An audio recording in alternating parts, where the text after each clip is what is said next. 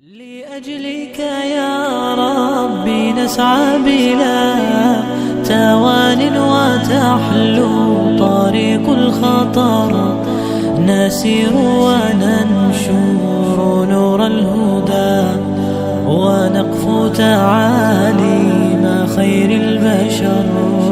لأجلك يا ربي نسعى بلا توان وتحلو طريق الخطر. تمام قسم کی تعریفات و توصیفات، حمد و ثنا، بڑائی و برتری اللہ وحدہ لا شریک کے لیے لائق و زیبا ہے،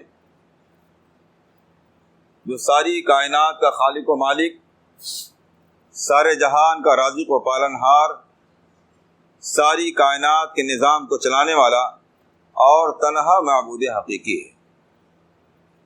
اللہ رب العالمین کی حمد و ثنا کے بعد اس کے بھیجے ہوئے تمام انبیاء اور رسول پر بے شمار رحمتیں، برکتیں، نوازشیں و درود و سلام نازل ہوں۔ خاص طور سے ہمارے اور آپ کے نبی و رسول جناب محمد رسول اللہ صلی اللہ علیہ وسلم پر، آپ کے آل و اصحاب، آپ کے ازواج مطہرات اور قیامت تک صحیح معنوں میں آپ کی اتباع کرنے والے لوگوں پر، آمین۔ محترم سامعین، چونکہ عید الاضحیٰ بالکل قریب ہے اور جیسا کہ آپ کو معلوم ہے کہ عید الاضحیٰ میں خاص طور سے کیا جانے والا عمل ہمارے اور آپ کے یہاں قربانی کے نام سے مشہور ہے، اور قربانی ایک عظیم ترین عبادت ہے،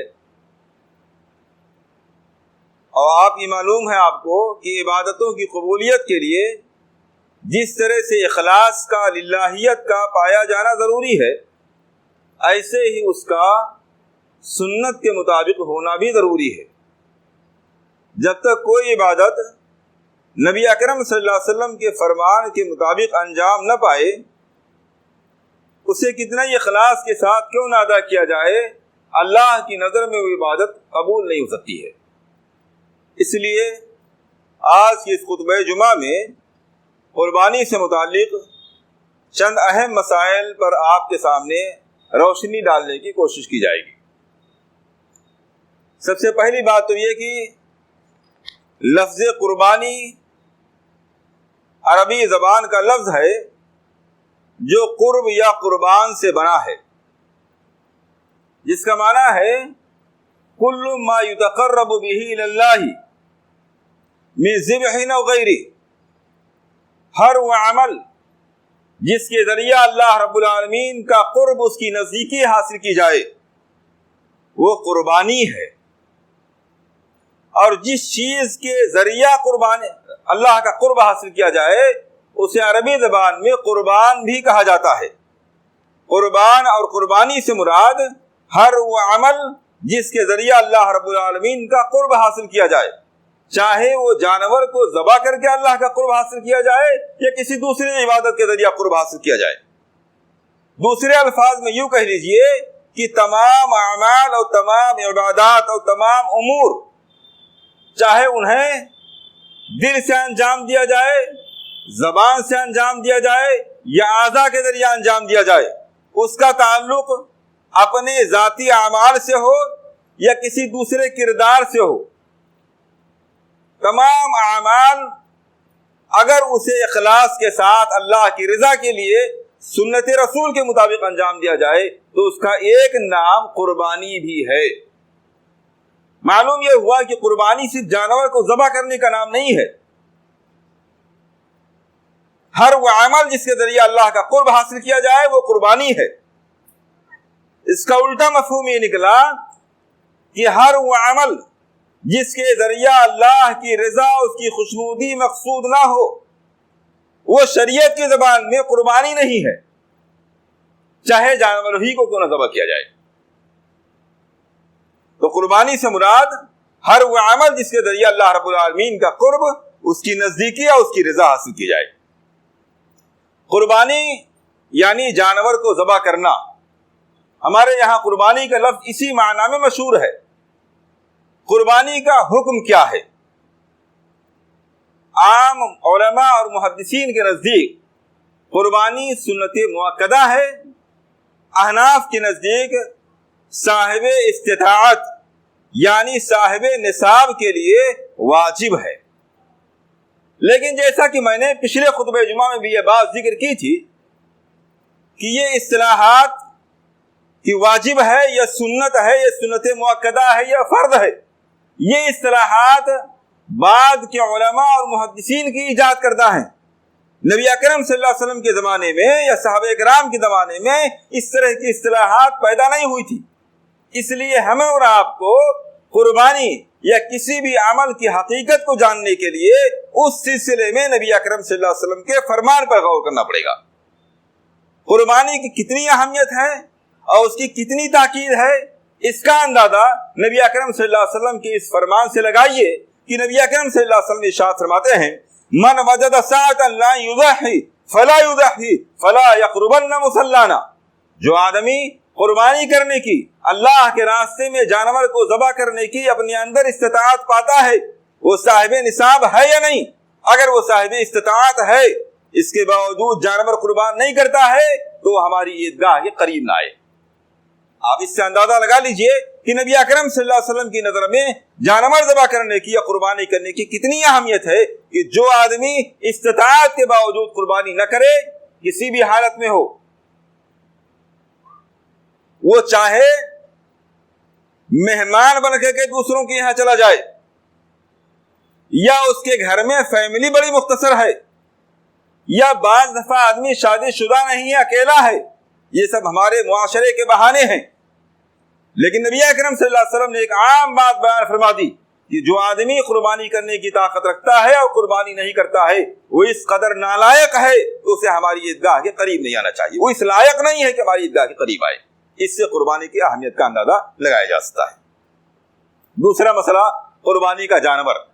پوری امت کا اس بات پر اجماع ہے کہ قربانی کے لیے 4 قسم کے جانور خاص ہیں۔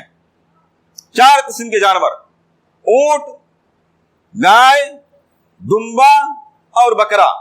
اور ان چاروں جانوروں میں نر اور مادہ دونوں قسم کے جانوروں کی قربانی کی جا سکتی ہے۔ اس اعتبار سے نر اور مادہ کو ملا کر کے یہ 8 قسم کے جانور ہیں جن کی قربانی کی جا سکتی ہے۔ ان 8 قسم کے جانوروں کے علاوہ کسی اور قسم کے جانور کی قربانی کا قرآن میں یا حدیث میں کسی طرح کا کوئی تذکرہ موجود نہیں ہے۔ اور یہی سے یہ مسئلہ بھی معلوم ہوتا ہے کہ بھینس کی قربانی کا حکم کیا ہے۔ آپ جانتے ہیں بھینس کی قربانی کے سلسلے میں نہ صرف یہ کہ علماء امت میں بلکہ علماء اہل حدیث میں بھی زمانے قدیم سے اختلاف چلا آ رہا ہے۔ آج بھی جہاں علماء کی ایک بڑی تعداد اس بات کی قائل ہے کہ بھینس گائے کے جنس سے نہیں ہے، اس لیے اس کی قربانی نہیں کرنی چاہیے، اسی طرح علماء کی ایک بڑی تعداد اس بات کی بھی قائل ہے کہ بھینس گائے کے جنس سے ہے، اس لیے اس کی قربانی جائز ہے۔ یعنی علماء کے درمیان اس سلسلے میں اختلاف ہے کہ بھینس کی قربانی کی جا سکتی ہے یا نہیں کی جا سکتی ہے، اور اختلاف اس لیے ہے کیونکہ نبی اکرم صلی اللہ علیہ وسلم سے، صحابہ کرام سے یا اسلاف سے بھینس کی قربانی کا کوئی صراحت کے ساتھ ثبوت موجود نہیں ہے۔ ایسے تمام اختلافی مسائل کے تعلق سے میں ہمیشہ یہ بات آپ کے سامنے عرض کرتا رہتا ہوں کہ ہمیں اس بات کی کوشش کرنی چاہیے کہ ہم اختلافات سے نکل آئیں، اپنے آپ کو اختلاف سے بچا کر کے ایسا عمل انجام دینے کی کوشش کرنی چاہیے جس میں کسی طرح کا کوئی اختلاف نہ ہو۔ بالکل اسی طرح جیسے ہم چلتے چلتے کسی 2 راہے پر پہنچ جائیں اور لوگوں سے راستہ معلوم کریں، بتلانے والوں میں اختلاف ہو جائے۔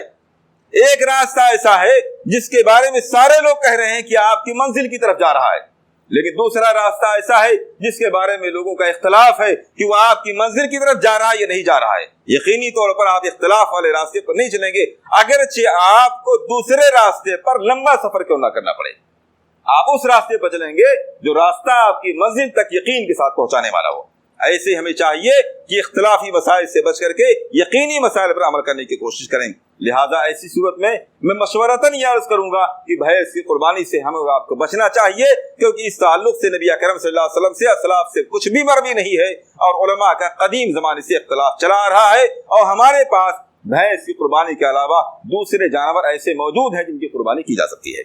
लिहाजा भैंस की कुर्बानी से एहतियातन बचना ही अफजल और बेहतर है। छठा मसला, खसी जानवर। ये मसला भी हमारे यहाँ कुर्बानी का अय्याम इख्तिलाफी हो जाया करता है कि खसी जानवर की कुर्बानी की जा सकती है या नहीं। वो इसलिए कि हमारे यहाँ बाज़ उलमा ये कहते हुए आपको मिलेंगे कि खसी का जो खसी जानवर होता है वो नाकिस होता है, उसके अंदर एक ऐब पैदा हो जाता है, एक नक्स पैदा हो जाता है, इसलिए उसकी कुर्बानी नहीं की जा सकती है।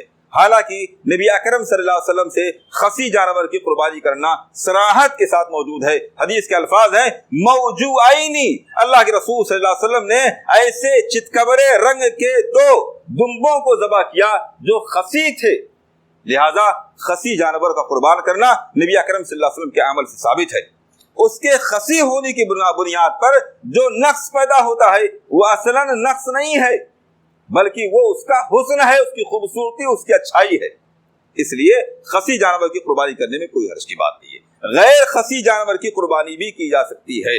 खसी जानवर है या गैर खसी जानवर है, दोनों किस्म के जानवरों की कुर्बानी की जा सकती है। अलबत्ता खसी जानवर की कुर्बानी करना अफजल है, इसलिए भी क्योंकि नबी अकरम सल्लल्लाहु अलैहि वसल्लम ने खसी जानवर की कुर्बानी की है, और इसलिए भी क्योंकि उसका गोश्त दूसरे जानवर के मुकाबले में ज्यादा बेहतर और उम्दा होता है। और आप जानते हैं कि कुर्बानी करने का एक मकसद गोश्त खाना भी है। अल्लाह की रजा के साथ साथ गोश्त खाना भी एक मकसद है। इसलिए खसी जानवर की कुर्बानी न सिर्फ ये कि जायज बल्कि बेहतर और अफजल भी है। 7वां मसला, किन जानवरों की कुर्बानी नहीं की जा सकती है। एक आम बात है कि ऐबदार जानवर की कुर्बानी नहीं की जा सकती है, मगर किस ऐबदार जानवर की कुर्बानी नहीं की जा सकती है, अल्लाह के रसूल सल्लल्लाहु अलैहि वसल्लम ने उसका जिक्र फरमाया है। सुनन नबी दाऊद की रवायत है। उबैद इब्न फिरोज कहते हैं कि मैंने बरा इब्न आज़िब रज़ियल्लाहु ताला से पूछा, मा ला यजूज़ु मिन अज़ाही, किन किन जानवरों की कुर्बानी करना जायज नहीं है। फ़क़ाल क़ाम फ़ीना रसूलुल्लाह सल्लल्लाहु अलैहि वसल्लम, तो कहने लगे कि अल्लाह के रसूल सल्लल्लाहु अलैहि वसल्लम हमारे दरमियान खड़े हुए और कुर्बानी के मसाइल को बयान करते हुए आप सल्लल्लाहु अलैहि वसल्लम ने फरमाया, वासाबी अक्सर मिन असाबीही, और आप सल्लल्लाहु अलैहि वसल्लम ने उंगलियों पर ऐबदार जानवरों को शुमार कराया। और बरा इब्न आज़िब रज़ियल्लाहु ताला अन्हु अदब के तौर पर कहते हैं कि आप सल्लल्लाहु अलैहि वसल्लम की उंगलियां मेरी उंगलियों से बड़ी थी और आप सल्लल्लाहु अलैहि वसल्लम की उंगलियों के पोर मेरी उंगलियों के पोर से बड़े थे। ये अदब के तौर पर उन्होंने बयान फरमाया। तो कहते हैं अल्लाह के रसूल सल्लल्लाहु अलैहि वसल्लम ने उंगलियों पर ऐबदार जानवरों का तज़किरा करते हुए फरमाया, अल औराउ बय्यिन औरुहा, ऐसा आंख का ऐबदार जानवर जिसका ऐब वाज़े हो, दूर ही से मालूम पड़ता हो।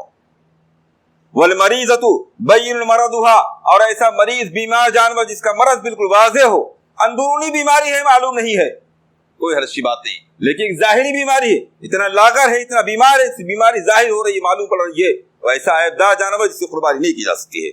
वला रजाउ बय्यिन ज़िलुहा, और ऐसा पैर का या सींग का टूटा हुआ जानवर जिसके पैर का या सींग का टूटा हुआ होना वाज़े हो। वल कसीरुल लती ला तुलखी, और ऐसा कमजोर और दुबला जानवर जिसके पास गूदा ही ना हो, हड्डियां ही हो। जाहिर सी बात है, ऐसा तो नहीं हो सकता है कि सिर्फ हड्डियां हो।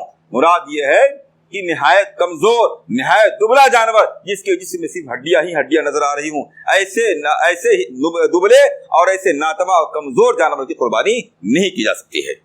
अल्लाह के रसूल सल्लल्लाहु अलैहि वसल्लम ने ये 4 किस्म का ऐब बयान फरमाया। इन 4 किस्म के जाहिरी ऐबदार जानवरों की कुर्बानी नहीं की जा सकती है।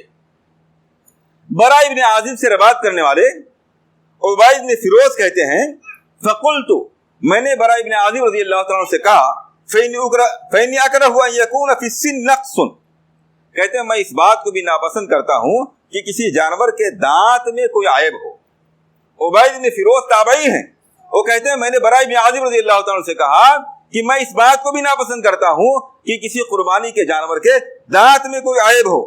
काला, तो कहने लगे, मा करिहता फदाहु, ऐ उबैद, जो तुम नापसंद करते हो उसे अपने तौर पर छोड़ दो, ये तुम्हारी अपनी राय है, تم اپنے طور پر دانت کے عیب کو بھی عیب شمار کرتے ہو، کوئی بات نہیں، نہ کرو آپ، لیکن اللہ کے رسول صلی اللہ علیہ وسلم نے عیب کو بیان فرما دیا ہے، وہ عیب عیب ہے، باقی جو دوسرے عیب ہیں اسے شریعت نے عیب شمار نہیں کیا ہے۔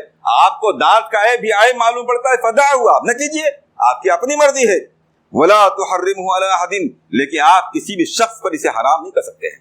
کسی جانور کے دانت میں کوئی عیب ہے، دانت کچھ ٹوٹا ہوا ہے، کچھ عیب دار ہے، آپ اس کی بنیاد پر قربانی کے جانور کو حرام اور ناجائز نہیں کر سکتے ہیں، یہ آپ کا اپنا ذاتی مسئلہ ہے۔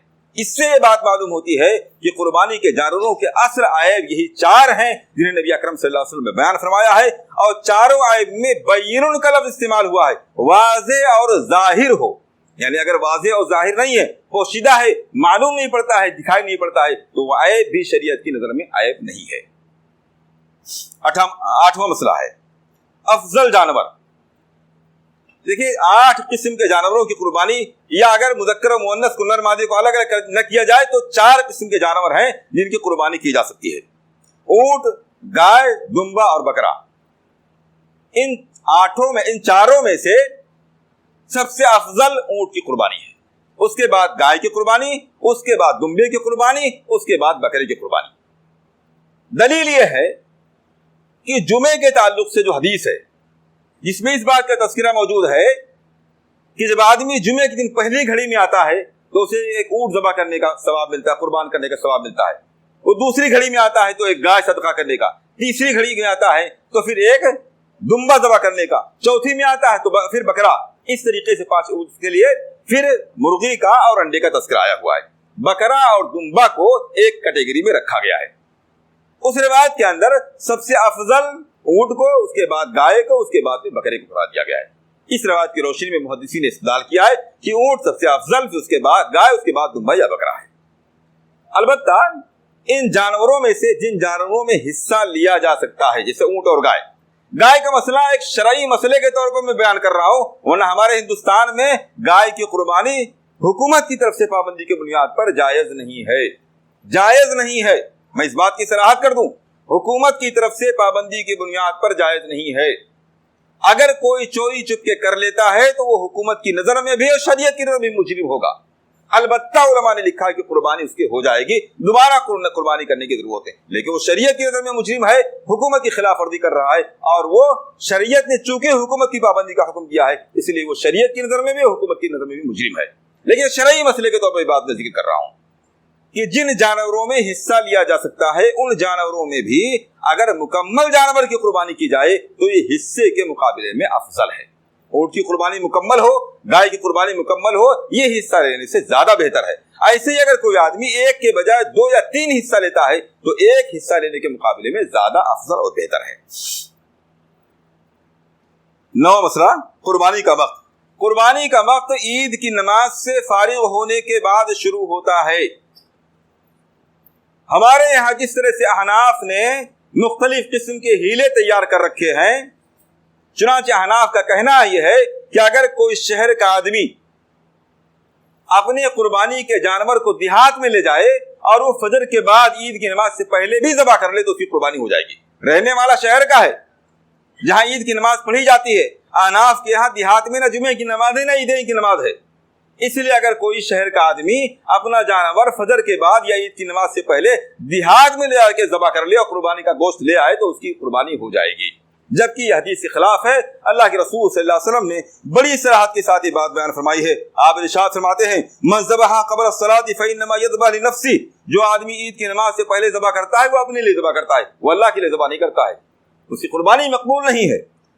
ومن ذبح بعد الصلاۃ فقد تم نسکہ، اور جو آدمی قربانی نماز کے بعد قربانی کرتا ہے تو اس کی قربانی اس کی عبادت مکمل ہو گئی۔ لہذا کسی بھی صورت میں آدمی شہر کا ہو، دیہات کا ہو، شہر میں لے جا کر کے ذبح کرے یا دیہات میں ذبح کرے، کہیں بھی ذبح کرے، اگر عید کی نماز سے پہلے کوئی آدمی جانور ذبح کر رہا ہے، قربان کر رہا ہے، یہ حصہ لیا ہے، اس جانور کو قربان کر دیا جائے تو وہ قربانی کا جانور عند اللہ مقبول نہیں ہے، وہ گوشت خوری کا ذریعہ تو ہو سکتا ہے، عبادت کا ذریعہ نہیں ہے۔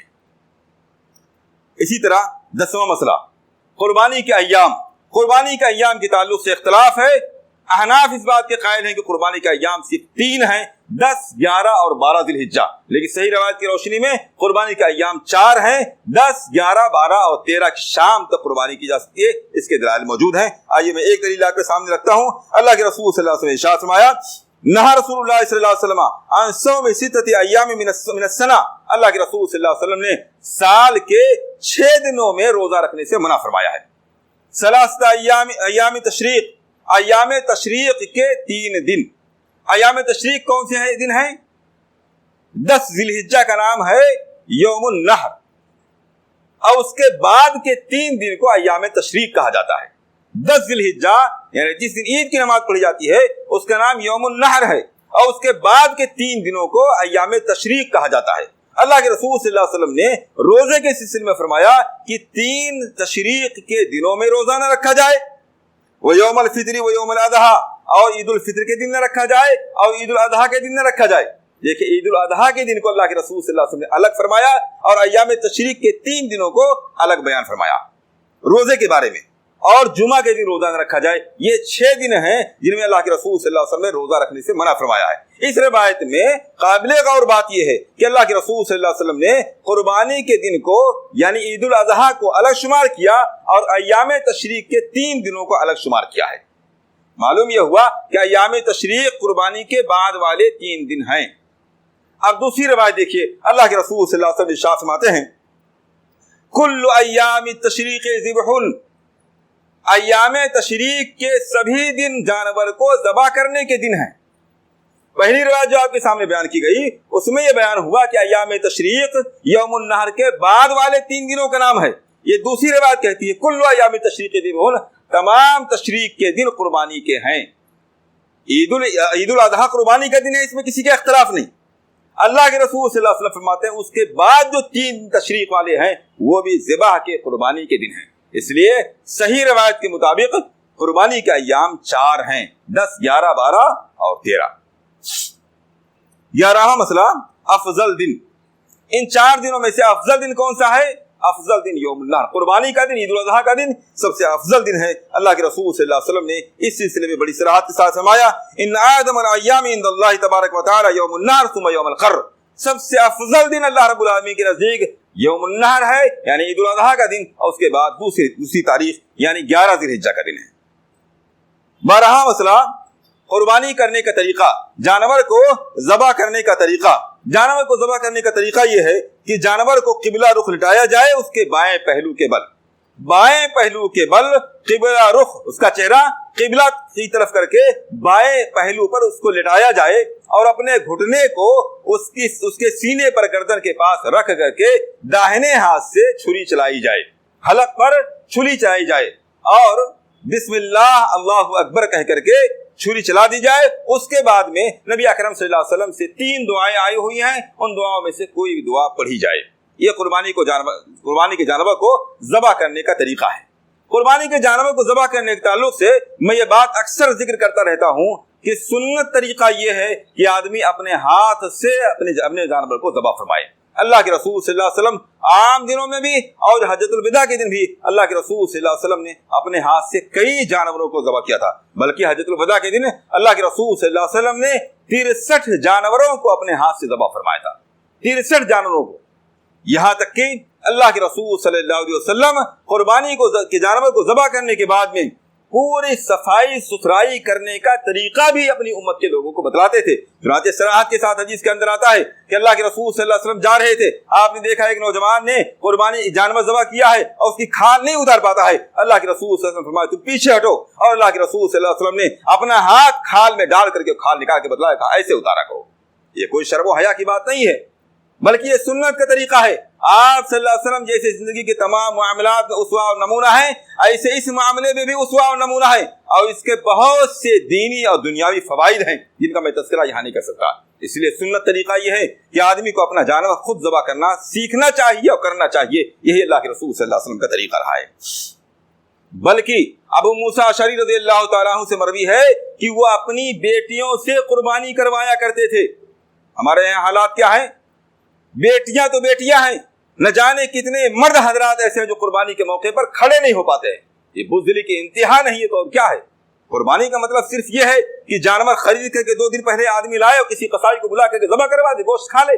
قربانی کا مطلب یہ نہیں ہے. قربانی کا مکمل ایک فلسفہ ہے، اس کے پیچھے بہت سے مقاصد پوشیدہ ہیں، اور تمام مقاصد اس وقت تک حاصل نہیں ہو سکتے ہیں جب تک کہ سنت کے تمام پہلوؤں کا احاطہ کر کے قربانی نہ کی جائے.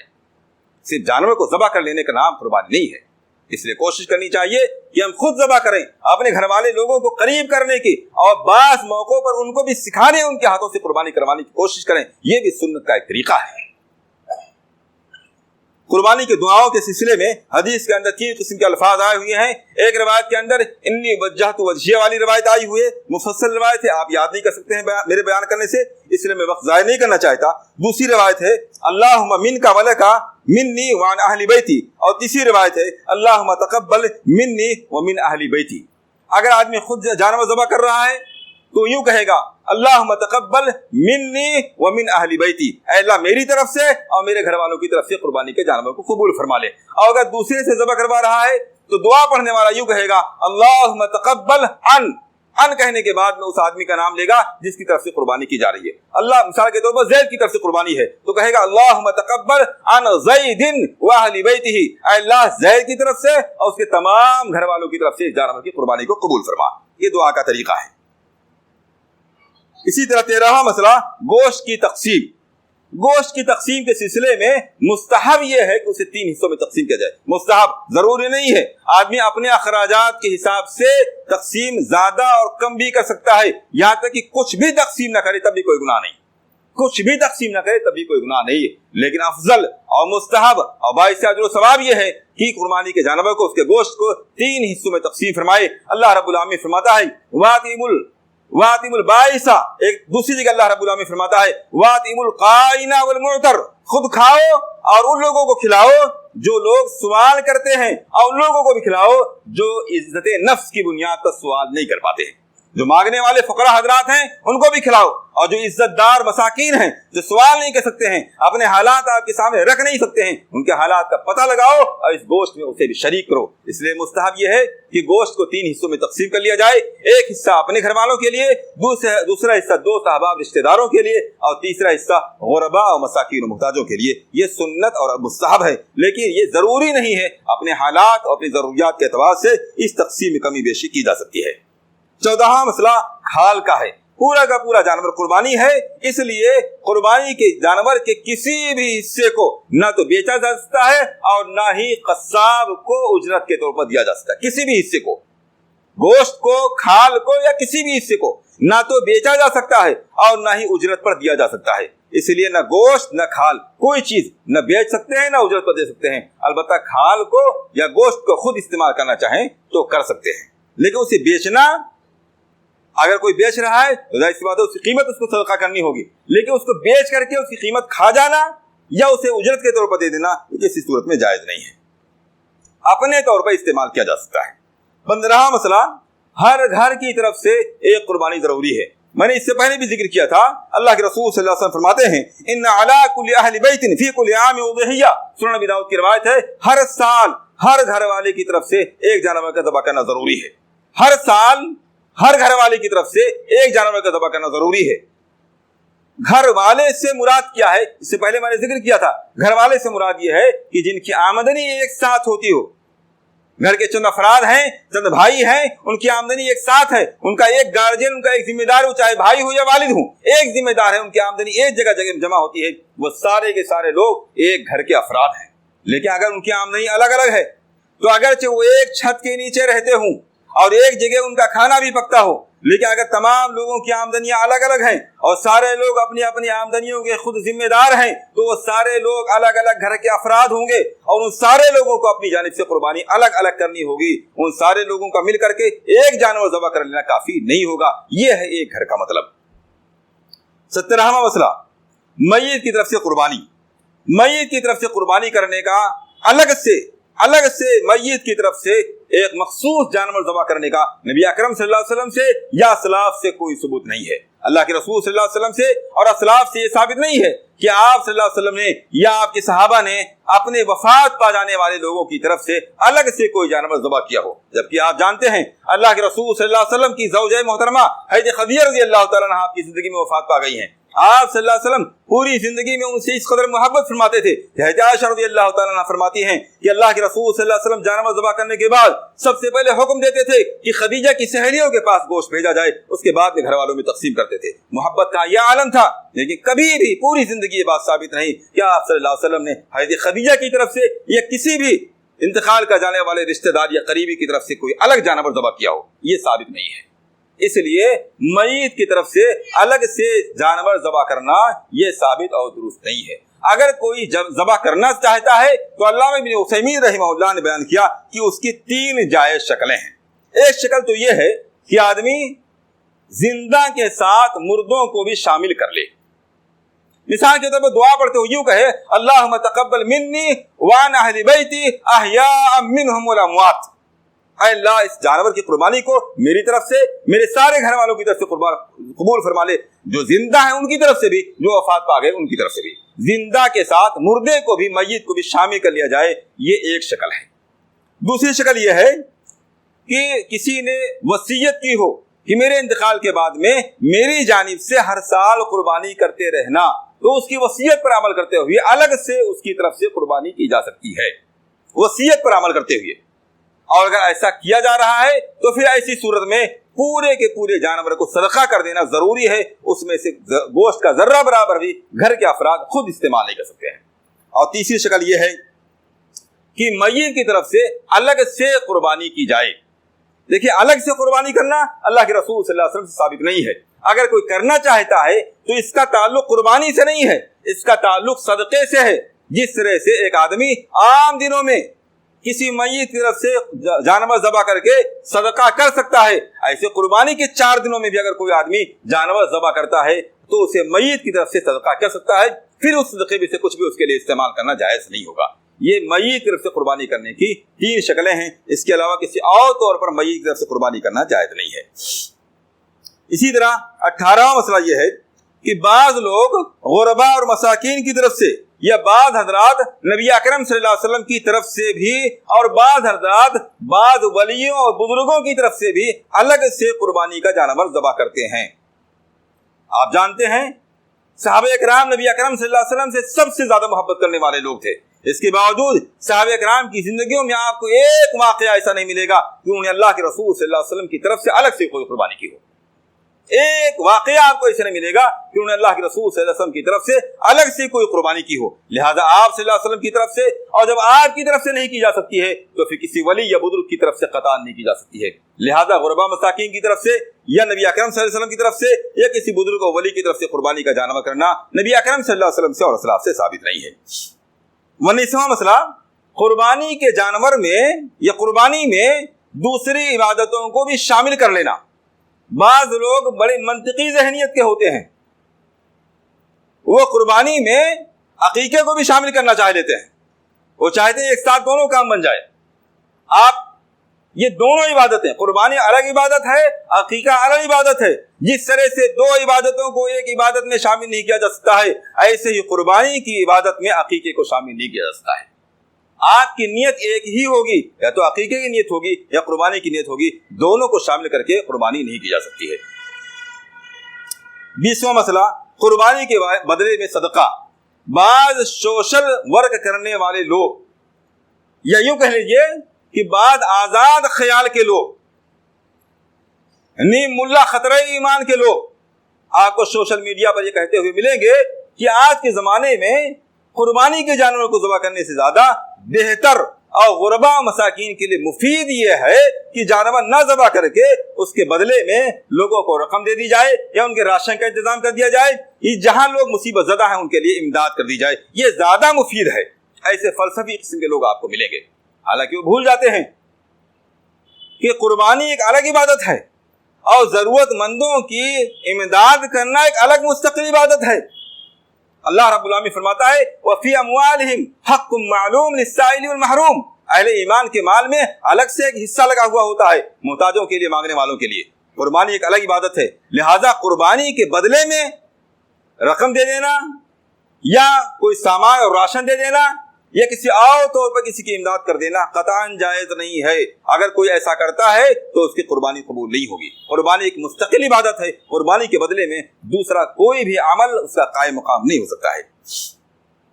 21واں مسئلہ یہ ہے کہ اگر جانور خریدنے کے بعد میں اس کے اندر عیب پیدا ہو جائے تو کیا کیا جائے. ہر دفعہ ایسا ہوتا ہے کہ آدمی جانور خرید کے لاتا ہے، بے عیب ہوتا ہے، گھر لانے کے بعد میں اس کے اندر عیب پیدا ہو جاتا ہے. دیکھیے، اگر عیب کے پیدا ہونے میں آدمی کا خود اپنا دخل ہے، اس کی اپنی کوتاہی ہے. عیب کے پیدا ہونے میں آدمی کی اپنی کوتاہی، اس کا اپنا دخل ہے، تو بالاتفاق ایسے عیب دار جانور کی قربانی نہیں کی جا سکتی ہے. آپ جانور لے کر کے آئے، آپ نے اپنے ہاتھوں سے مارا، اس کا پیر ٹوٹ گیا، اس کی سینگ ٹوٹ گئی، یہ اس طرح کا کوئی عیب دار ہو گیا، آپ کی اپنی کوتاہی کی بنیاد پر اس کے اندر عیب پیدا ہو گیا ہے، تو بالاتفاق ایسے عیب دار جانور کی قربانی نہیں کی جا سکتی ہے.